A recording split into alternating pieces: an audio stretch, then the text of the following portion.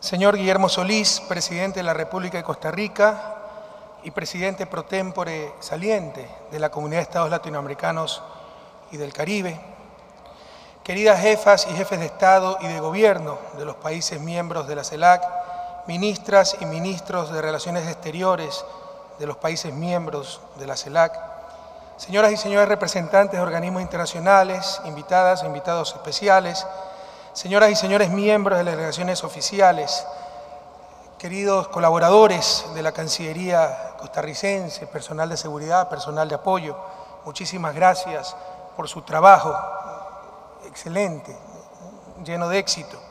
Y sobre todo un saludo a las ciudadanas y ciudadanos, hermanas y hermanos de América Latina y el Caribe. Queridas jefes y jefas de Estado y de Gobierno de la Comunidad de Estados Latinoamericanos y Caribeños, gracias a los gobiernos y los pueblos hermanos por la confianza y el afecto depositados en mi país y nuestro pueblo para ejercer la presidencia pro tempore de la Comunidad de Estados Latinoamericanos y Caribeños. Cuenten con Ecuador para impulsar con toda nuestra fuerza, pese a nuestras limitaciones, con todo nuestro cariño, nuestra entrega, la tan anhelada integración de los pueblos de América. Con la creación de la CELAC en el 2010, estamos haciendo realidad los anhelos de nuestros libertadores, los sueños de Toussaint Louverture, Simón Bolívar, de Manuelita Sáenz, de José de San Martín, de José Artigas, de Bernardo O'Higgins, Francisco de Morazán, pero también de Emiliano Zapata, Augusto César Sandino, del Che Guevara, de Salvador Allende, de Néstor Kirchner, de Hugo Chávez y de tantos otros héroes, heroínas y líderes que dieron todo de sí por ver a nuestra región libre y unida. En realidad, nuestra comunidad empezó hace siglos, con nuestros pueblos milenarios, con el Abya Yala, la tierra de la sangre vital, como llamaban nuestros ancestros a nuestra América. Nuestra gratitud a Costa Rica y a su presidente, querido Guillermo, gracias por mantener este sueño integrador y felicitaciones por la capacidad y visión con la que has presidido nuestra comunidad durante el último año. Queremos extender un saludo a otro gran amigo, nuestro presidente José Pepe Mujica. Pepe es de esos viejos revolucionarios que enseñan con cada palabra, un verdadero filósofo que desafía a reflexionar las cosas más profundas desde las cosas más sencillas. En pocas semanas dejará la presidencia de Uruguay y extrañaremos toda su autenticidad, humildad, humor y profunda ética política. Felicitamos a nuestro compañero Tabaré Vázquez, que el 1 de marzo asumirá la presidencia de nuestro querido Uruguay. Nuestra felicitación también a Evo Morales y Dilma Rousseff por el inicio de sus nuevos mandatos presidenciales repletos de legitimidad democrática, que afianzan aún más nuestros vínculos continentales. El triunfo de nuestros compañeros, el testimonio de que los poderes fácticos ya no son más fuertes que la voluntad de los pueblos. El genial Simón Bolívar quería ver en esta América hispana, una vez liberada, a la más grande nación del continente, e insistió en que la unidad, y solo la unidad, será la que haga grande ante el mundo a la región liberada. Hemos avanzado, pero tenemos que ir mucho más rápido. Por favor, Mariana. Nuestro viejo luchador, Eloy Alfaro, nos recuerda que no hay tiempo que perder, que en la demora está el peligro. Queridos colegas, compañeras, compañeros de la Patria Grande, el desarrollo no es un problema técnico, como nos han querido hacer creer, es básicamente un problema político. El problema fundamental es quién manda en una sociedad, las élites o las grandes mayorías, el capital o los seres humanos, el mercado o la sociedad. La historia nos demuestra que para lograr el desarrollo se requiere de manos bastante visibles, de acción colectiva, de voluntad política, de una adecuada pero importante intervención del Estado. Estado que no es otra cosa que la representación institucionalizada de todos nosotros, el medio por el cual la sociedad realiza esa acción colectiva.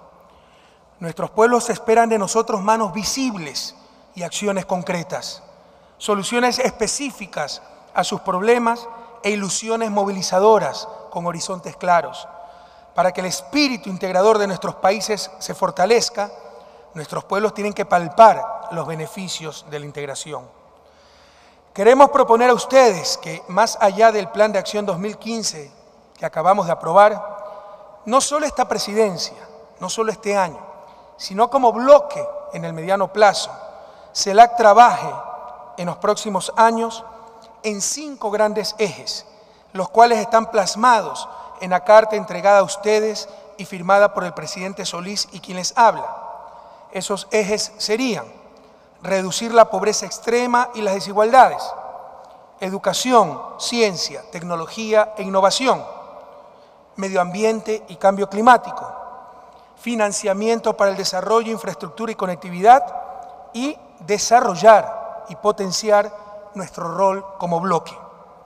En cuanto a reducir la pobreza extrema y las desigualdades, en la segunda cumbre de la CELAC decidimos declarar a nuestra región como zona de paz.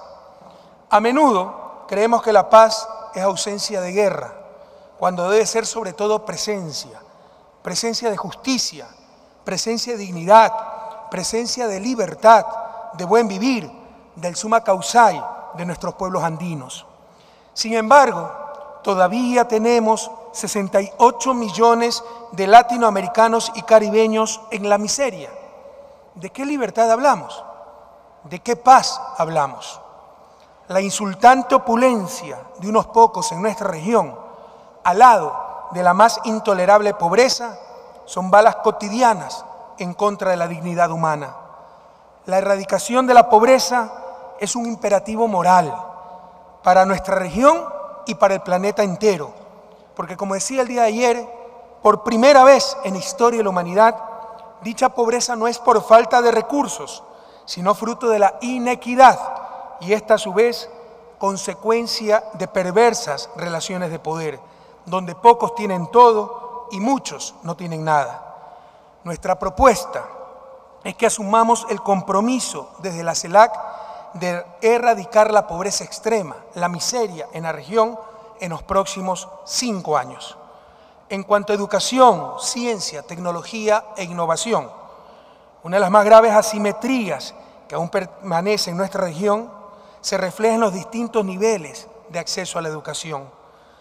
La educación, como derecho y como generadora de talento humano, es lo más importante para el desarrollo.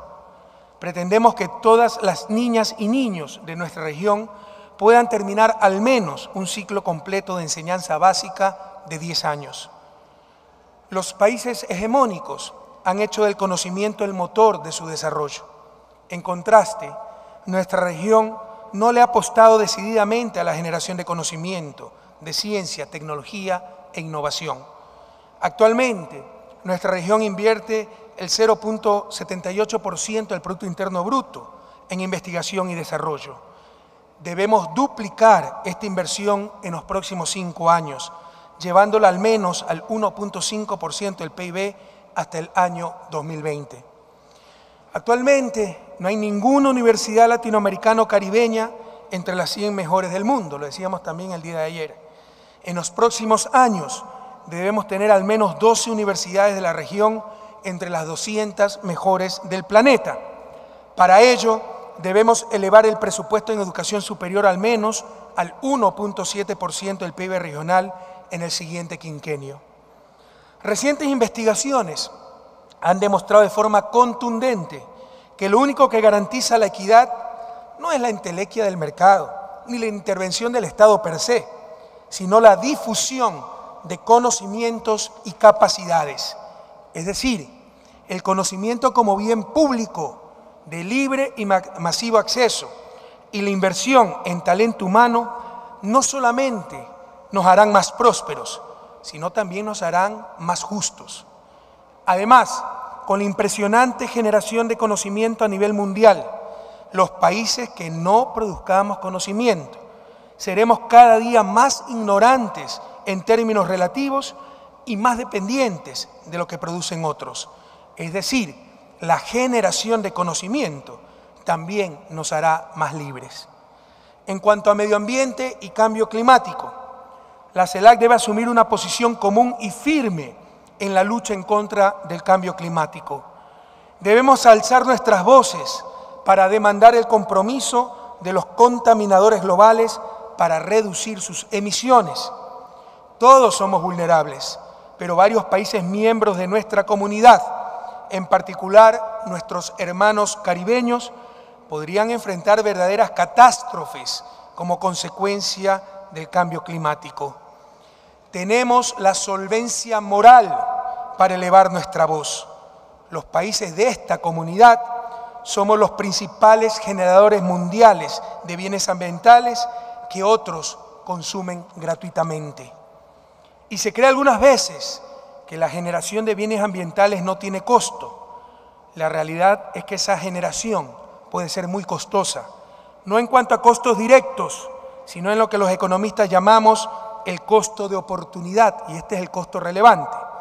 Hoy muchos exigen, sin ninguna solvencia moral, dicho sea de paso, que no se explote el petróleo de la Amazonía, pero eso implica un costo inmenso por los ingresos no recibidos y por cada día que transcurre con un niño sin escuela, una comunidad sin agua potable o gente muriendo por enfermedades perfectamente evitables, verdaderas patologías de la miseria. En esta área, en cosas concretas, proponemos incrementar en los próximos 5 años un 5% del territorio terrestre y marino costero de la región bajo régimen de conservación o manejo ambiental con el fin de lograr una reducción significativa de la pérdida de biodiversidad. En cuanto al eje financiamiento para el desarrollo, infraestructura y conectividad, unidos, colegas, hermanos de la patria grande, seremos capaces de incidir, si no modificar incluso, un orden mundial que no solo es injusto, sino inmoral, donde todo está en función no de los seres humanos, sino del capital y de países hegemónicos, cuyos ciudadanos también están dominados por dicho capital.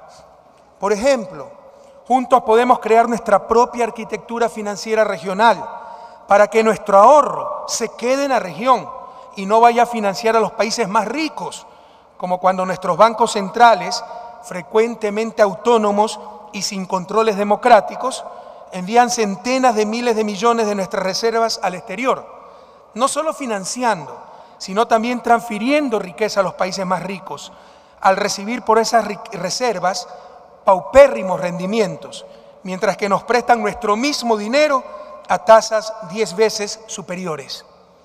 Esto es un completo absurdo que jamás podremos justificar ni técnica ni éticamente. Resulta inaceptable que mientras América Latina tiene depositado $1 billón, de acuerdo a los términos anglosajones, $1 trillón de nuestros recursos en el primer mundo, sigamos dependiendo de préstamos externos, de inversiones extranjeras e incluso de dádivas disfrazadas de cooperación sin ningún impacto estructural. Debemos aprender a aprovechar nuestro ahorro y destinarlo a la inversión en nuestra propia región. Para eso la CELAC debe impulsar, insisto, esta nueva arquitectura financiera regional. Y además debemos tener mecanismos de intercambio compensados para minimizar el uso de monedas extrarregionales que aumenta nuestra vulnerabilidad y también transfiere riqueza al emisor de dicha moneda. La CELAC puede impulsar que estos mecanismos de compensación de pagos se consoliden no solo en nuestra región, sino también en arquitectura financiera sur-sur, por ejemplo, a través del Banco de los BRICS. Esto evitará, entre otras cosas, que el capital especulativo más antiético pretenda saquear a nuestros pueblos, como es el caso de Argentina y su lucha contra los fondos buitres. ¿Por qué la decisión de un juez de un país extranjero puede poner en jaque, puede pretender quebrar a todo un pueblo, a todo un país, porque ellos manejan el sistema internacional de pagos. Tenemos la capacidad, sobre todo con Alianza Sur-Sur, con los BRICS, por ejemplo, de crear sistemas de pago alternativos y liberarnos de este sometimiento a decisiones externas. Por otro lado, la CEPAL, Comisión Económica para América Latina, estima que la región requiere invertir el 6.2% del PIB regional, cerca de 320.000 millones de dólares anuales hasta el 2020, en construcción de infraestructura. En la actualidad, estamos invirtiendo apenas el 2.7%. Proponemos impulsar con voluntad política los grandes proyectos de infraestructura que garanticen nuestra integración, nuestra conectividad. CELAC debe disponer de una planificación regional que aterrice, concrete los megaproyectos viales, energéticos y de telecomunicaciones para potenciar nuestra complementariedad. En cuanto a nuestro rol como bloque, queridas amigas, amigos, CELAC, estoy seguro, está llamada a jugar un papel fundamental en el cambio de época que vivimos. América Latina, el Caribe, no están viviendo una época de cambios, sino un verdadero cambio de época. Estamos haciendo cosas inéditas, sin precedentes. En último término, la CELAC deberá reemplazar a una institucionalidad en franca decadencia y cuyo tiempo histórico ya pasó. ¿Cómo puede sostenerse la irracionalidad de que la sede de la Organización de Estados Americanos esté en el país del criminal bloqueo a Cuba? Bloqueo que incumple abiertamente la Carta Fundacional de la OEA y que ha sido condenado nada menos que 22 veces por las Naciones Unidas. La última condena en octubre de 2014 con el respaldo de 188 de los 193 países miembros de la ONU. El bloqueo a Cuba constituye sin lugar a dudas el mayor atropello al derecho internacional, al derecho interamericano y a los derechos humanos en nuestro continente. Nos congratulamos con la promesa del restablecimiento pleno de relaciones diplomáticas entre Cuba y Estados Unidos. Esta victoria del pueblo cubano es una verdadera lección de dignidad, de resistencia y de soberanía que Cuba transmite al mundo. Sin embargo, ese horizonte esperanzador no debe hacernos olvidar que Cuba aún sigue siendo víctima de una serie de medidas inadmisibles y atentatorias en contra de su soberanía y del derecho internacional. Asimismo, condenamos cualquier tipo de injerencia en contra de nuestros países, en contra de nuestros procesos democráticos. Rechazamos cualquier agresión o guerra económica en contra de la hermana República Bolivariana de Venezuela. Estos hechos ratifican la necesidad de una instancia propia, renovada, creíble, que sea un auténtico garante de los intereses de los países de la región latinoamericana y caribeña. ¿Por qué tenemos que discutir nuestros problemas en Washington? Esta es una de las clamorosas contradicciones de los más graves rezagos del neocolonialismo en nuestra región y que muchos no se atreven a decir claramente. Solamente 7 países, incluidos Ecuador y Costa Rica, presidente Solís, solamente 7 países de los 35 del continente hemos suscrito absolutamente todos los instrumentos interamericanos de derechos humanos. Estados Unidos no ha ratificado ninguno. Y sin embargo, tiene la sede de la Comisión Interamericana de Derechos Humanos, la cual está totalmente dominada por países hegemónicos, por el ONGcismo más infantil que cree, entre otras cosas, que el único poder que puede atentar los derechos humanos es el Estado, y está dominada por el capital detrás de los medios de comunicación mercantilistas, con un impresionante lobby en defensa de una supuesta libertad de expresión. No es casualidad que la Comisión Interamericana de Derechos Humanos cuente con 8 relatorías, pero a diferencia de las otras 7, la Relatoría para la Libertad de Expresión es la única que tiene informe y financiamiento propios. Financiamiento básicamente de los Estados Unidos, que no ha ratificado el Pacto de San José, y de la Unión Europea, es decir, países que no pertenecen al sistema interamericano. Este financiamiento propio e informe independiente supone la supremacía del derecho a la libertad de expresión sobre otros derechos como, digamos, el de las personas con discapacidades. No se engañe, sencillamente muestra la supremacía del capital detrás de las empresas dedicadas a la comunicación.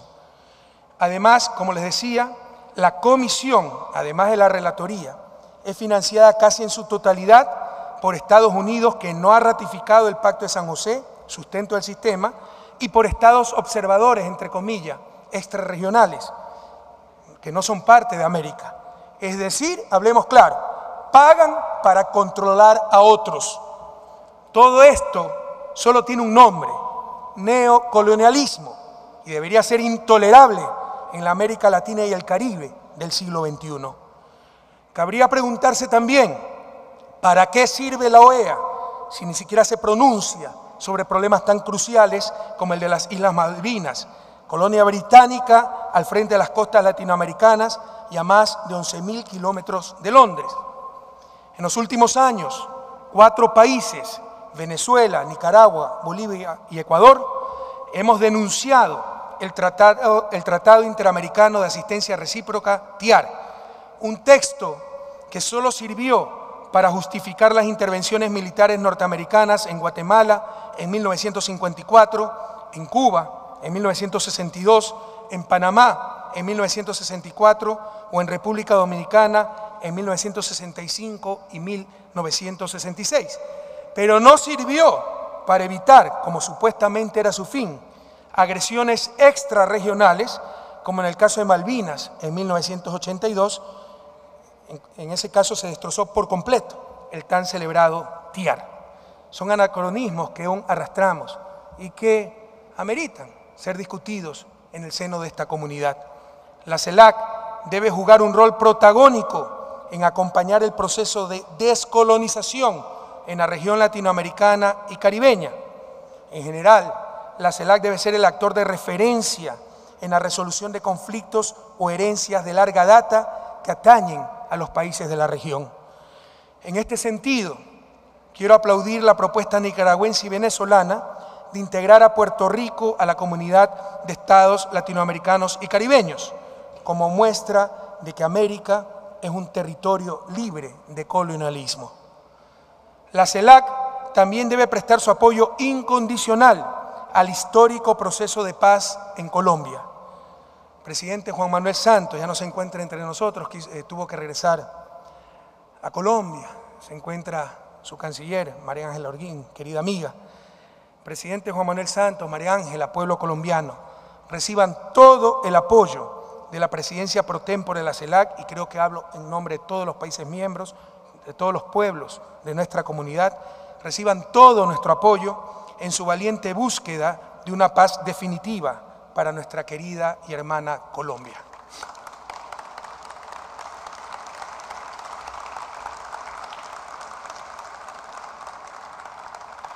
Los países de América Latina y el Caribe han soportado durante décadas los abusos de las transnacionales del norte. El caso de Chevron Texaco en el Ecuador, empresa recientemente declarada como la más irresponsable del mundo, es testimonio de ello.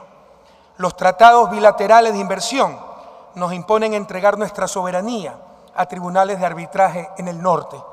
La cruda experiencia es que estos tribunales se han constituido como instancias últimas de decisión, violentando a discreción los ámbitos de jurisdicción nacionales e imponiendo el cumplimiento inapelable de arreglos injustos. La América Latina y el Caribe necesitan la inversión extranjera, pero debemos enfrentarnos a la tarea de crear marcos de relación entre estados y transnacionales más justos y equilibrados, que posibiliten el beneficio mutuo, el respeto de los derechos humanos y de los derechos de la naturaleza. Otra de nuestras principales propuestas es la creación de centros de arbitraje en nuestra región y para nuestra región, para evitar ese atentado a nuestras soberanías que constituyen los tratados bilaterales de inversiones ahora vigentes. Actuando por separado queridos colegas, hermanos de la Patria Grande, será el capital el que nos imponga sus condiciones.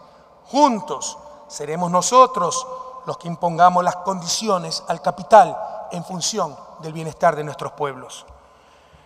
El mundo del futuro será un mundo de bloques. La CELAC es una gran oportunidad y esperanza para tener nuestros propios espacios de procesamiento de conflictos regionales y para que los países latinoamericanos y caribeños podamos tener un diálogo entre iguales con América del Norte.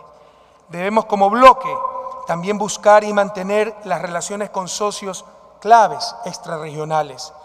Y entre esas relaciones debemos cumplir con el Plan de Cooperación 2015-2019 entre CELAC y China, definir prioridades e intereses con la Unión Europea sobre la base de objetivos y metas específicos, fortalecer los vínculos con los otros socios extrarregionales y robustecer la cooperación sur-sur. Finalmente, consideramos que siempre que sea posible debemos actuar con posiciones comunes para que se pueda escuchar nuestra voz. Separados no nos escuchan, unidos somos un grito que cubre todo el planeta. Debemos actuar con posiciones comunes y realizar intervenciones en las Naciones Unidas de manera conjunta. Este hecho robustecerá a CELAC en el contexto internacional como interlocutor regional y fortalecerá nuestra posición negociadora de manera estructural. Amigas, amigos, queridos colegas, queridas hermanas y hermanos de la Patria Grande, el siglo XXI debe afianzar la supremacía del ser humano sobre el capital. El ser humano no es un medio más de producción, sino el fin mismo de la producción.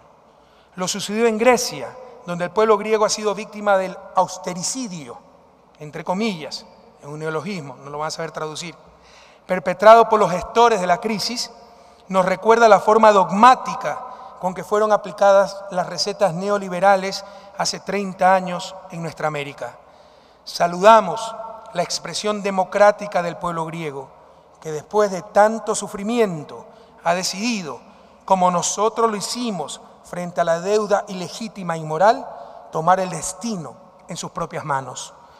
Tomemos conciencia de que América Latina y el Caribe se han convertido en el estandarte internacional de esta recuperación de la dignidad humana a través de la aplicación de políticas públicas en beneficio de las grandes mayorías. No tengamos miedo del rol que la historia nos ha asignado. Tengamos fe. Hoy más que nunca resuena la voz profética del compañero Salvador Allende, que auguraba que algún día América tendrá una voz de continente, una voz de pueblo unido, una voz que será respetada y oída, porque será la voz de pueblos dueños de su propio destino. Aquí estamos, aquí somos, queridos compatriotas. Muchas gracias.